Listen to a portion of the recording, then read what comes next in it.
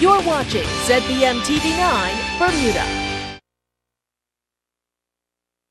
You can count on us. Save more than half price on Purdue fresh chicken leg quarters, only 99 cents per pound. For a healthy salad, Bermuda-grown green leaf or romaine lettuce, just $2.99 each. For a quick meal, Grace corned beef, only $3.49 for a 12-ounce tin. Sargento sliced cheese, just $4.49 for a 6.67-ounce package. 4 rolls Scott White toilet tissue, only $7.79. Visit our website, www.marketplace.pm, for more weekly specials. You can count on us. Live from Bermuda Broadcasting, this is ZBM TV9 News. Good evening, everyone. It's Thursday, March 23rd, 2017. I'm Diane Brewer, and thank you for joining us tonight. Police are detaining 5 men suspected of assaulting 2 different men on Court Street in attacks that were captured on videotape and shared around the island. However, police say that a 6th person wanted in connection with one of the incidents has fled the country. The 5 men currently in custody include the man arrested Wednesday afternoon, as well as 4 other men arrested this morning. A file is being prepared for consideration by the Department of Public Prosecutions, which will make a decision on any future court appearances for the suspects. The Bermuda Police Service would like to thank the public for their assistance in this matter and encourage anyone with additional information regarding these incidents or similar videos to contact the Criminal Investigation Department on 247-1744 or the Independent and Confidential Crime Stoppers hotline at 800-8477. Meantime, National Security Minister Jeff Barron condemns the behaviors displayed in those videos circulating on social media depicting assault on Court Street. Senator Barron says the community will not accept this as the norm, and neither will the ministry. It's not just what we're seeing on these videos, and it's not just the sharing of them. It's actually what we hear in the videos that really bothers me. It's the laughter, the encouragement, the coaching of the young men who continue to attack, in both cases, various victims. And other videos are now surfacing from various timelines. But I'm tremendously bothered by it. It's wrong. All of it is wrong. You know, I spent an hour down there yesterday morning talking to some young men, and you know, they're frustrated, they're angry, but we simply cannot make excuses for these types of behavior. It's unacceptable. There is no excuse, and it will not be tolerated. But we have to, again, continue to engage the community, because, as it turns out, the community is one of the most vocal organizations, if you will, that have spoken out against this. It is not, me, the ministry, the police, but the community themselves. They are the ones who've spoken out, and rightly so, because they're disgusted by it. It is not acceptable in our community, and we do not want that to be in our community. And therefore, we won't have it. So, as the Minister of National Security, we will continue to double down on engaging the community, empowering the community, and also helping our social agencies and charities to be able to deal with this from an enforcement perspective. Meanwhile, Mr. Barron encourages the employers of the man assaulted to not turn away from the situation and to take a stand. Don't be feared by this. Do not be put off by this. Let that young man work. If he wants to work in the same area, then let him work in that same area. And if there are, for some reason, some fear or concerns and risks, then you call the police. You call the ministry, because that is precisely what we are trying to do, is get these young men and get them jobs. And so when someone gets a job and is working full time, we have to do all we can to allow that person, as anyone. When you go to a bank, you work at a bakery. Anyone goes into their job, they should be able to feel safe. And so this young man, while this was very upsetting and bothersome to watch, my message to that company and to all companies is that do not be deterred, because as you've heard, the public has spoken out. No one accepts this behavior. No one thinks it's normal, and we're going to be dealing with it very, very swiftly. In other news, there may have been rejoicing at the St. Paul's AME Church following the reappointment of Reverend Nicholas Tweed as pastor following the recent AME Church conference held on island recently. But whether the embattled man of the cloth will be able to share from the gospel from the pulpit at Sunday service is left to be seen. As Gary Moreno tells us, it does appear that he may not. It was amid a slew of confusion that the firebrand pastor's work permit renewal was denied by the Department of Immigration in October last year, a decision which was subsequently upheld by Home Affairs Minister Patricia Gordon-Pamplin, with Reverend Tweed being given until January to get his affairs in order and leave the island. However, he sought and was granted leave to appeal that decision. A date for that hearing, though, still to be announced. However, Reverend Tweed has once again been appointed pastor at St. Paul's AME, the Home Affairs Minister telling us she learned of the decision after the fact. The appointment of clergy is at the sole discretion of the bishop, and obviously he has utilized that discretion in making that appointment. This is a situation because it is sub judice and it is very actively being engaged upon. I have completely extricated myself from any consideration or matter relating to it. The minister, though, unsure of how this arrangement will work, bearing in mind that there is still the thorny issue of that all-important work permit. The reality at this point is that there still is no work permit that is in effect, and he would require a work permit in order to be able to take up that appointment. So I am afraid at this point in time we are at the mercy of the courts, and I have to now wait to see what kind of judgment will come out of the judicial review, which had been requested and which was the right of the appellant. Ms. Pamplin declined any further comment on the situation in light of the pending court matter, but maintains there was nothing wrong in her decision to uphold the determination by the Department of Immigration. I can only say that from my point of view, I did that which I was required to do to discharge my responsibilities as a minister, and now it's up to the courts to make the determination as to what the next step is. And I don't wish to be so presumptuous to ask when is it going to happen. It's entirely up to them. Meantime, an AME church source confirming that Reverend Tweed will need a work permit to preach, but informs us that he cannot apply for one until the determination of the judicial review. Reverend Tweed has, you may remember, also filed a reside and seek application, which would allow him to remain here on the basis that he has a dependent Bermudian child.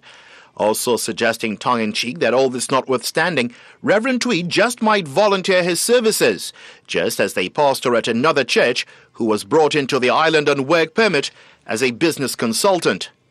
Gary Moreno, reporting for the Bermuda Broadcasting News. And stay with us. We'll have more news in tonight's AccuWeather forecast after the break. You can count on us. Seedless clementines, only $8.99 for a 3-pound bag. Certified Angus beef bottom round roast, just $4.99 per pound. Select varieties of Palmolive dish liquid, only $2.59 for a 10-ounce bottle. Select varieties of Arm & Hammer laundry detergent, just $8.99 for a 61.25-ounce bottle. For a healthy treat, La Yogurt, only $1.19 for a 6-ounce tub. All stores open Monday through Saturday until 10 p.m. and Sunday 9 a.m. to 7 p.m. for your shopping convenience. You can count on us. The Department of Youth, Sport, and Recreation presents Passing the Torch, the 36th Annual Sports Awards Celebration.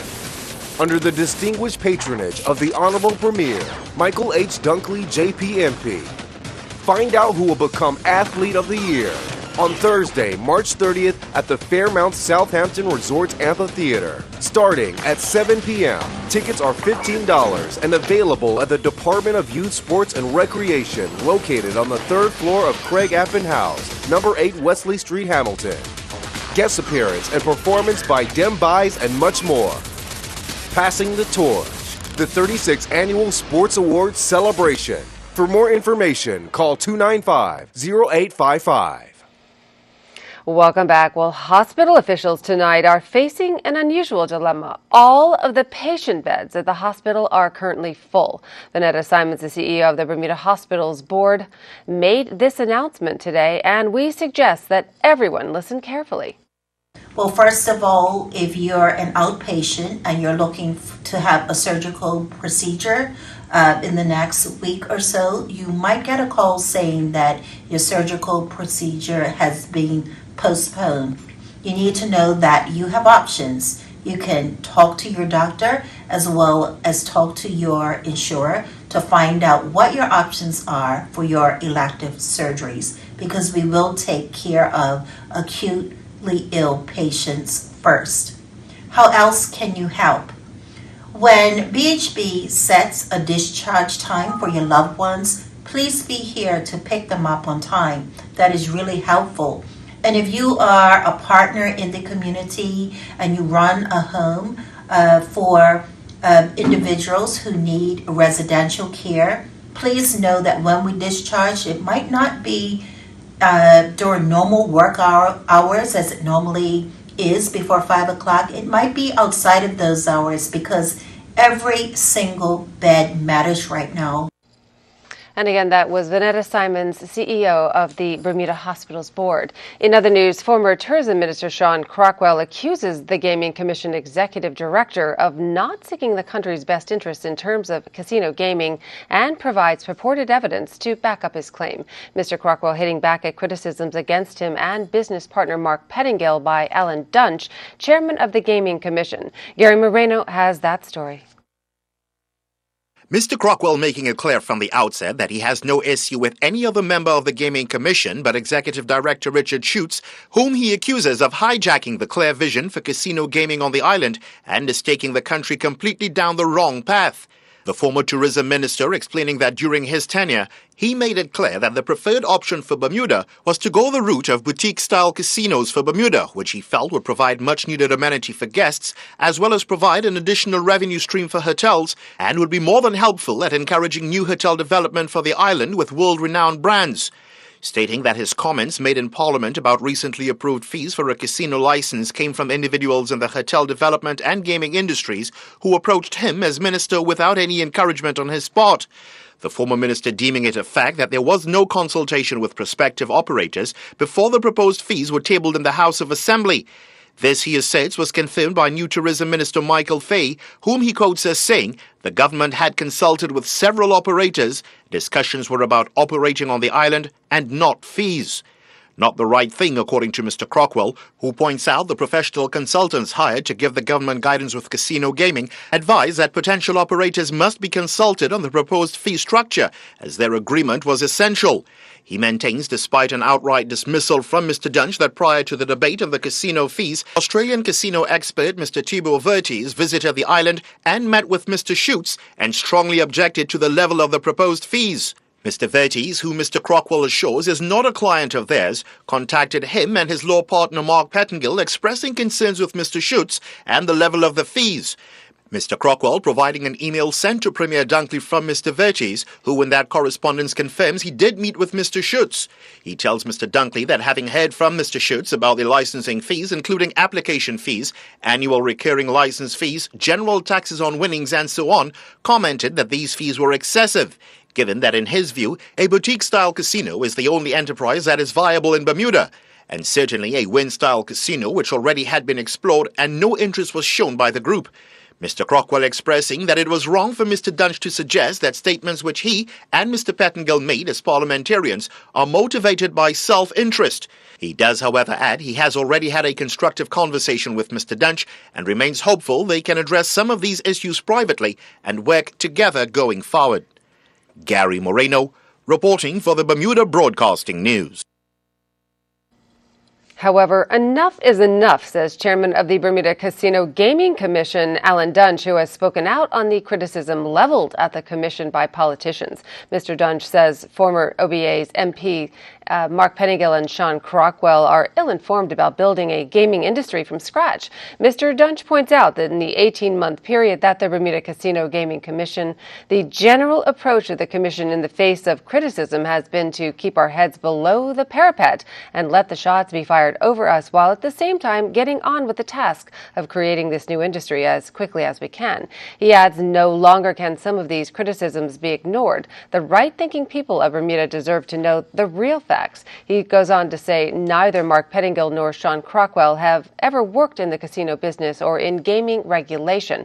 To our knowledge, they have never published an article on gaming or its regulation in a reputable journal or lectured on the topic in a university. Yet, for some reason, he says, they feel capable of defaming the efforts of a great many of people on the island and beyond, end quote.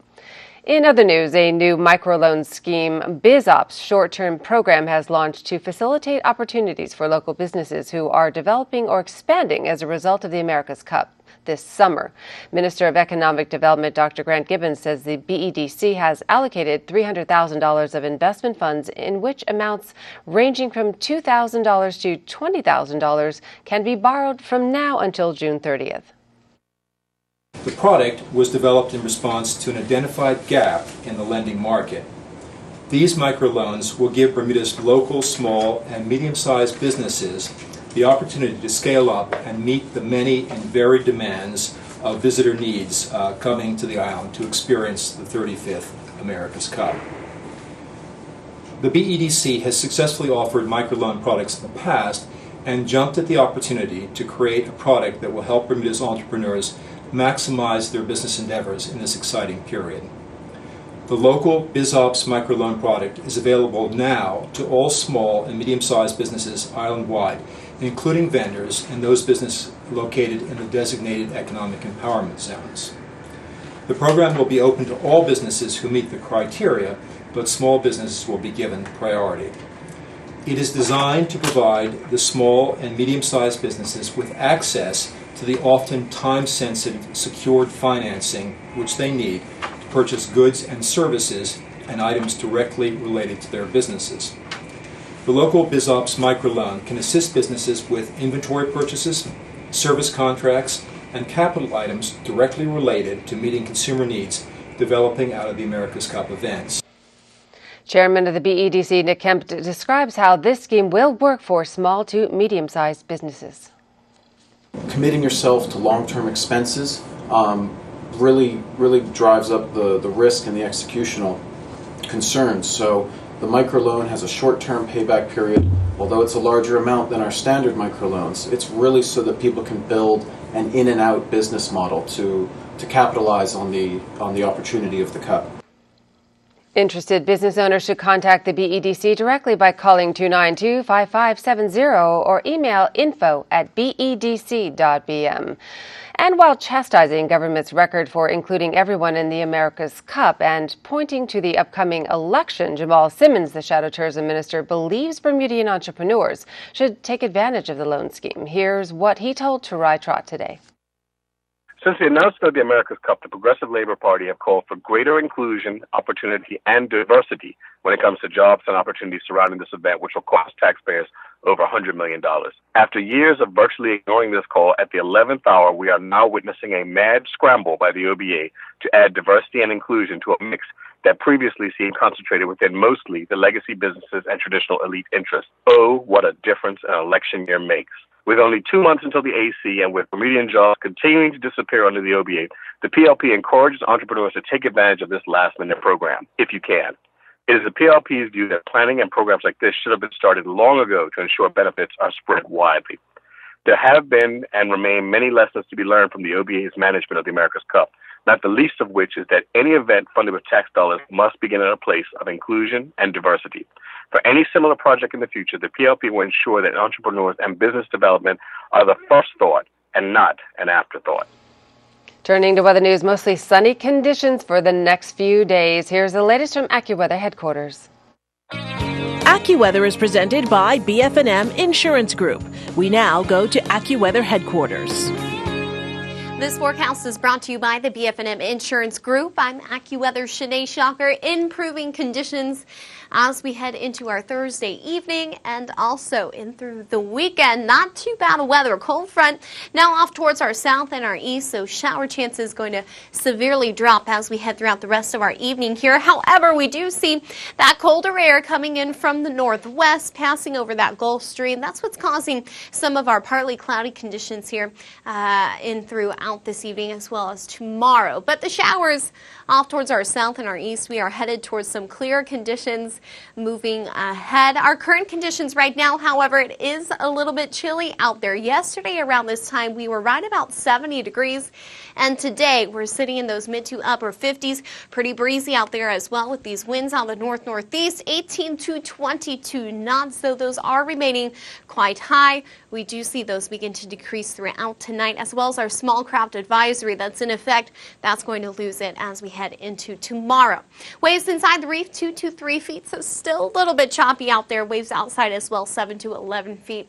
Once again, we will see improving conditions moving forward. So for tonight, partly cloudy conditions, and we are looking at a low tonight, 54 degrees, so a little bit chilly out there. Moving into tomorrow, starting to see some of that sunshine work its way back into the region. Our highs hardly getting into the 60s. It's going to be a little bit chilly out there. Make sure you have that light jacket handy as well. Now, as far as our marine conditions go, we do have that small craft advisory in effect, as I said, throughout tonight. We are looking to drop that as we head into tomorrow. Our high 6 o'clock this evening, and our second high going to be just around 6:30 tomorrow morning as well. More so heading towards our normal heights for that. Look at your gateway forecast. We take a look what's going on into New York, and unfortunately, wet weather to return. We'll see some showers around the area for tomorrow, as well as into Boston and Toronto. Further off towards the south, just partly cloudy conditions. We are feeling pretty nice out here in Atlanta, 71 degrees, and shower chances for Miami will continue into our Friday as well. Out towards the Central Caribbean, wet weather in store for us here. We have a developing area of low pressure out over much of the Central Caribbean. That's going to be causing some disturbed weather and really throughout the rest of this week. A look at our extended forecast, though, showing dry weather, warming conditions in through the weekend. It is going to be quite nice as we head towards warmer temperatures early next week. Until then, still a little bit chilly out there. 64 degrees for our Saturday, 66 for our Sunday. We'll see some of that sunshine peek back through, though, so it won't be too bad. Our lows also after tomorrow will be in those lower 60s, so not a big temperature gradient throughout our day from our high into our low. Make sure to stay up to date with all the weather has in store by tuning into your local radio stations, Ocean 89, Power 95, and Inspire 105. AccuWeather was presented by BF&M Insurance Group.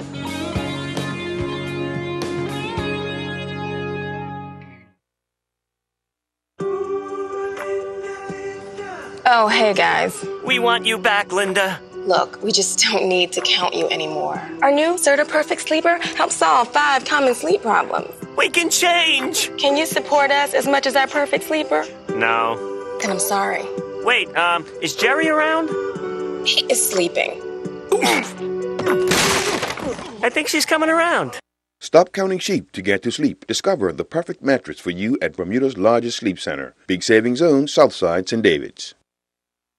Swans Running Club presents Legends Race Series, honoring running legends Ed Sherlock, Ray Swan, Ludwig Kahn, and Sir Stanley Burgess. Runners earn points by placing in each race. The overall male and female runner with the highest accrued points in 3 out of 4 races wins the Legends Series trophy and $500. Age group winners will also receive trophies. All race finishers will receive a Legends Series t-shirt and medal. Runners can register at racedayworld.com.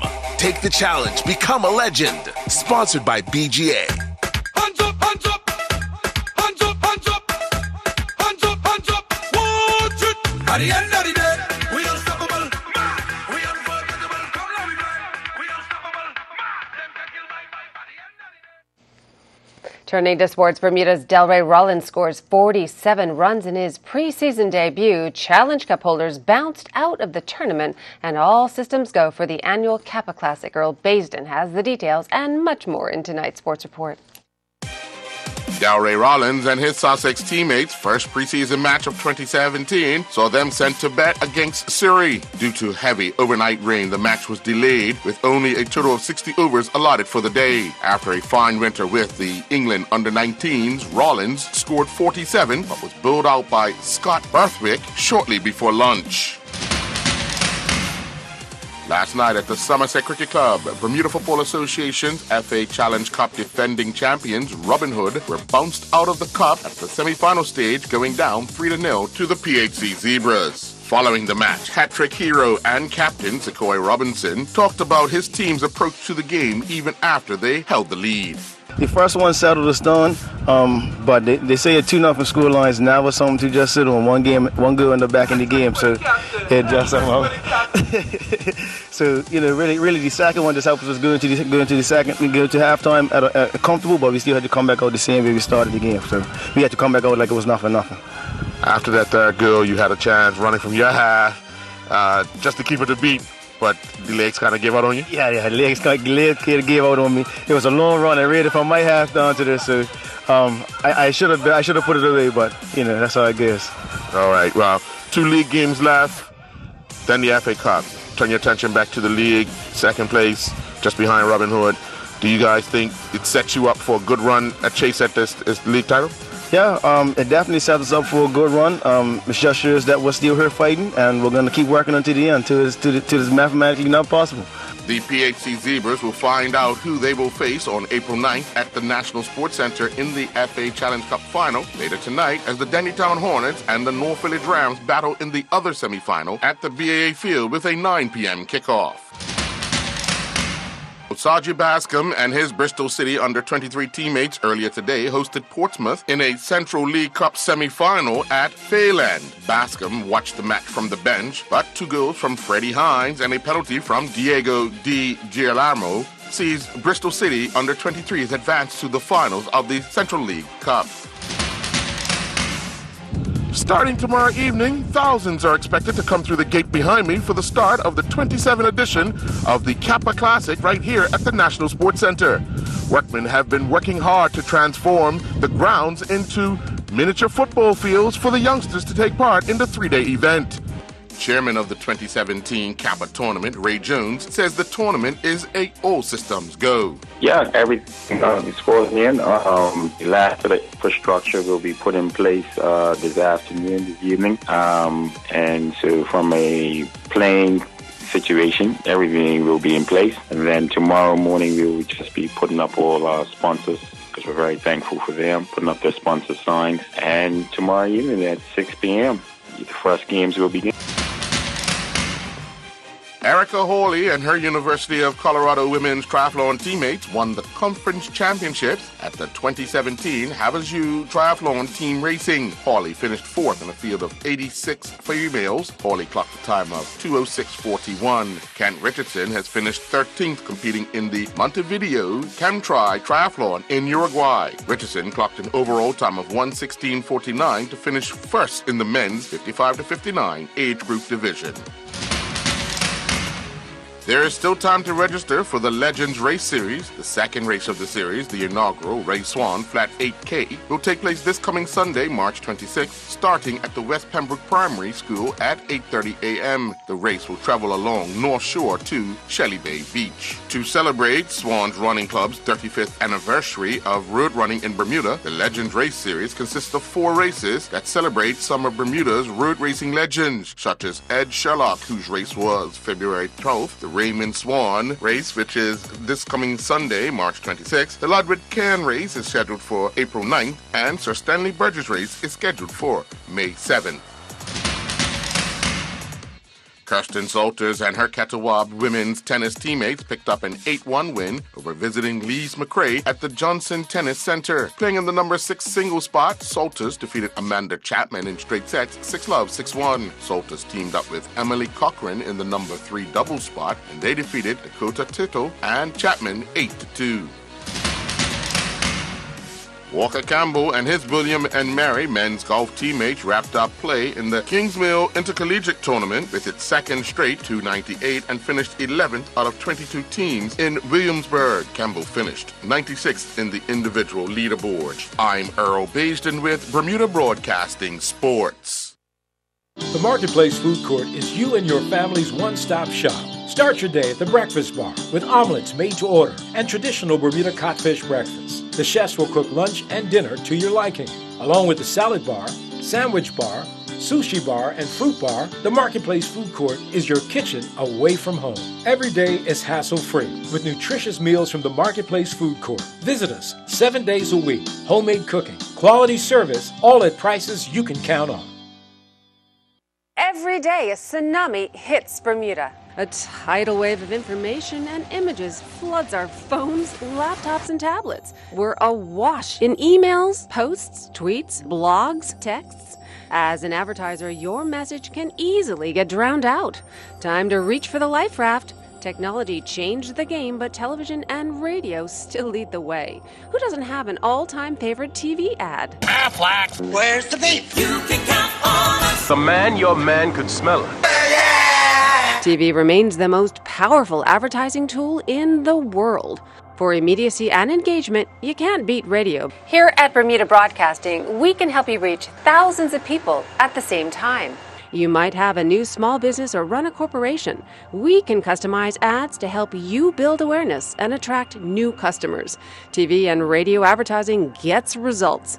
Call me, Diane Brewer, and I'll show you how. Moongate Insurance Limited and its trading partner Medical Air Services Association both announced increased benefits to the Bermuda resident population today. Moongate, which was established in 2013, offers the Health Gap supplement, which is designed to work in conjunction with basic insurance policies such as HIP and Future Care. Since these policies have certain exclusions, Health Gap assists by helping to reduce the copays that one is subject to when they go over to their healthcare providers.